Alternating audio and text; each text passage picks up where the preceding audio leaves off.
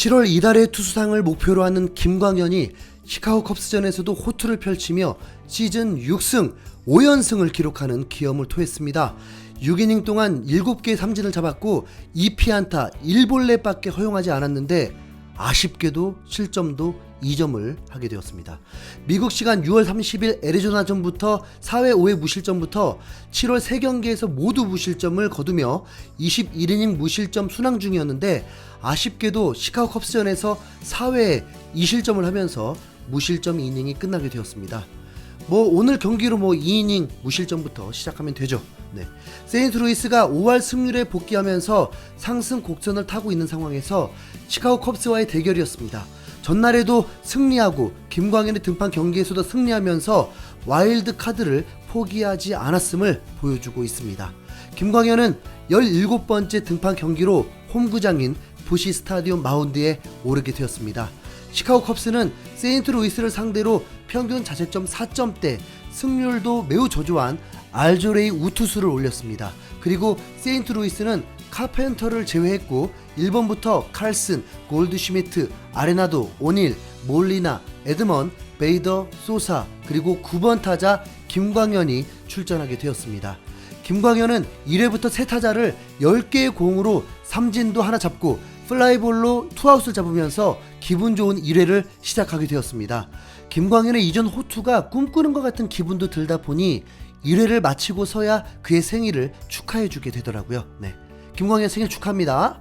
생일을 자축한 승리가 되지 않을까 이제 기대가 되었습니다. 1회를 마쳤을 때는 몰리나 투수가 장난으로 김광현한테 이물질 검사를 하는 장면도 포착이 되었습니다. 그만큼 김광현이 최근 너무 좋기 때문이겠죠. 그리고 세인트루이스는 1회 말에 칼슨이 6구 만에 선두타자 홈런을 만들면서 1대0으로 앞서게 되었습니다. 거기다 3회에는 아레나도가 2점 홈런을 치면서 3대0까지 앞서며 김광현의 어깨를 더욱 가볍게 해주었습니다.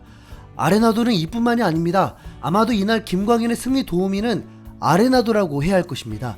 3회에 야수 실책으로 1사의 1루 상황에서 투수가 기스번트를 대는 걸 미리 알아챈 듯 투구를 하는 순간 빠르게 홈 쪽으로 뛰어들어갔고 이는 적중하며 더블아웃을 만들어냈습니다. 또한 5회에도 김광현이 안타성 타구를 맞았는데 아레나도가 점프하면서 캐치하면서 김광현을 도와줬습니다. 김광현의 실점은 4회에 있었습니다.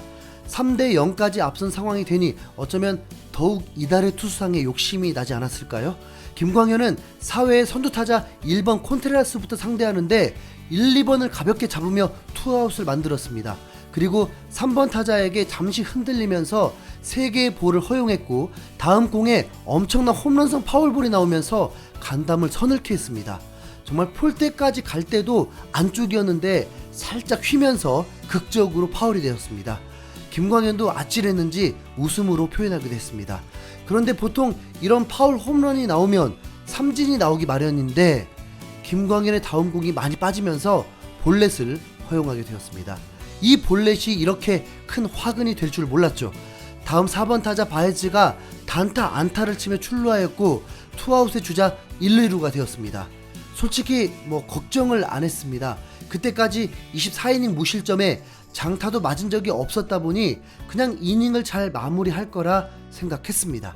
하지만 마리스닉이 투스트라이크 투볼에서 장타를 치면서 투아웃이기도 했다 보니 1루 주자까지 홈에 들어오면서 2실점으로 3대2까지 쫓아오게 되었습니다. 4회에 3대2이기 때문에 김광현의 승리도 장담할 수가 없게 되었습니다. 그리고 상대 투수 알조레이도 이후부터는 흔들림 없는 투구로 무실점으로 순항을 했습니다. 김광현은 4회에 흔들렸던 건 온데간데 없고 5회부터는 투구수까지 줄이고 6회까지 84개의 투구수를 기록하면서 퀄리티 스타트를 기록했습니다. 하지만 김광현의 목표는 팀 승리뿐만 아니라 2021 시즌 7월에 이달의 투수상을 받을 수 있는 기회이기 때문에 더 많은 이닝을 소화하는 것도 중요했습니다. 7월 동안 25이닝 2실점으로 0.72 평균 자책점을 기록했으니까요. 그러면 84개의 공밖에 던지지 않았기 때문에 충분히 7회에도 오를 수 있었는데 쉴트 감독은 예상을 빗나가지 않고 김광현을 6회까지만 던지겠습니다. 내막을 보면 김광현이 다시 상위권 타선을 상대하고 그 타선에 아주 살짝 불안했던 적이 있었기 때문에 교체로 판단한 듯합니다. 하지만 에이스 투수들에게는 사실 그런 거 의미 없거든요. 그냥 믿고 가는 것이고 그게 또 에이스 예우인데 쉴트 감독은 김광현을 참 많이도 아낍니다. 그래서 김광현은 최종적으로 시카고 컵스를 상대로 6이닝 2실점으로 승리 투수 요건을 갖추고 마운드를 떠났습니다. 이 아슬아슬한 3대2의 1점 차. 객관적으로는 세인트루이스의 불펜이 불안하고 시카고 컵스의 불펜이 더 안정감이 있다고 해서 안심할 수가 없었는데 다행히 세인트루이스는 큰 위기 없이 9회까지 3대2로 경기를 마치게 되었습니다. 세인트루이스는 기회가 올 때마다 번번이 삼진을 당하면서 더 이상 득점을 할 수 없었습니다. 그리고 오늘 경기는 시카고 컵스가 패배를 당해줘도 아무 할 말 없는 경기였습니다.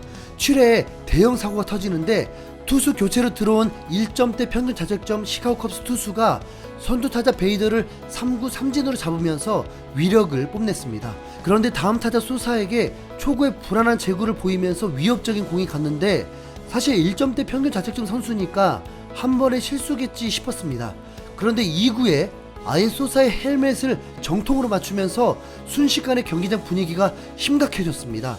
소사가 공을 맞는 순간 포수 콘트레라스는 너무 놀라서 머리를 감싸며 피했고 소사가 쓰러진 걸 본 후 세인트루이스 덕아웃을 바라보면서 호출을 했습니다.